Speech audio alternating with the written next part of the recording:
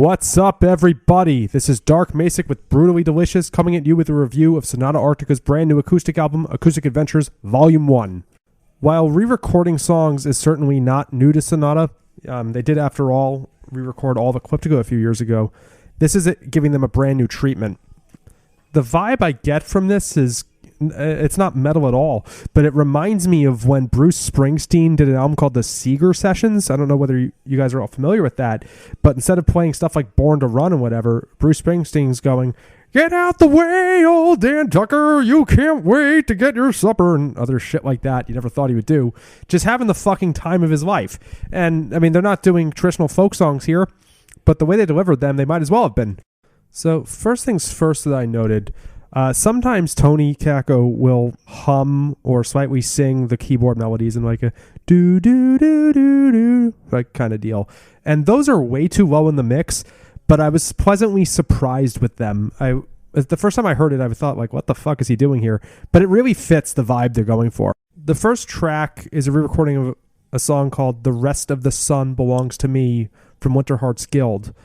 And it almost sounds like a shanty of sorts, not literally like something that sailors could pull a rope to, but just that kind of folk song that's easy to sing along to and homely, like same kind of looking out my back door kind of feel. Not what you'd expect from Sonata, but kind of what you'd expect from some of their contemporaries like Ensiferum maybe, if they were to do an acoustic album. Point being, it's just fun. And Sonata hasn't been like that in a while. I'm a big fan of old school Sonata. Ecliptica is probably my favorite power metal album of all time, but I've kind of lost them minus a few singles after Reckoning Night. This is the first one I've listened to in a while and thought, like, goddamn, I'm enjoying this. Some of these songs I think are actually better off as acoustic versions, which leads me to my next point, a bit of criticism for this.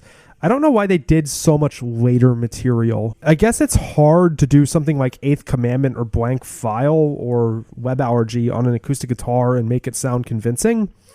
But I think a lot of us would have appreciated some of the older stuff being given this treatment.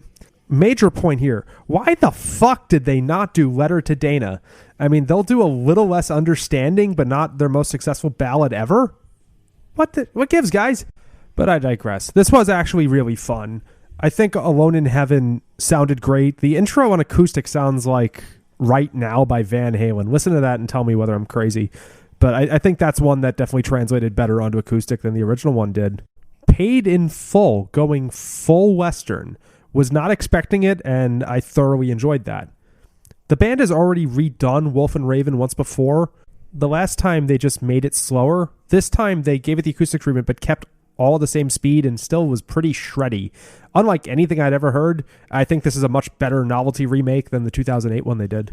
So while this isn't going to sate my desires as much as a balls to the wall, back to the basics power metal album that they used to put out until 2004 or so, and I mean sometimes they've gotten it back with Flag in the Ground and The Wolves Die Young, which was also nice on this album. This was probably the most fun thing they could have done other than that. And so I will give it a round of applause. I am left scratching my head wondering whether this will get a proper tour or just a couple songs live. I'm not sure I'd want to see Sonata doing an MTV Unplugged deal, but if they were to do their standard set and then come out and do one or two of these on acoustic, that might be a fun little addition. All in all, really fun time, guys. Thank you so much. Ever wonder what a punch from Elton John feels like? Or how you'd cope with having turned down the chance to be in Nirvana? Or what signal Keith Richards gives when he wants you to get the hell out of his hotel room? Fans of Too Much Effing Perspective don't have to wonder, because they've heard these exact stories and a jillion others on our podcast. I'm Alex Hoffman, former tour manager for Radiohead. And I'm musician and comedy writer Alan Keller. On the TMEP show, we get guests like Nancy Wilson from Heart, Jeremiah Freites from the Lumineers, and Modern Family's Julie Bowen to tell us things they may have only shared with their therapist, clergy, or a TMZ stringer. So join us on Too Much Effing Perspective. That's EFFING Perspective. The only podcast you crank up to 11.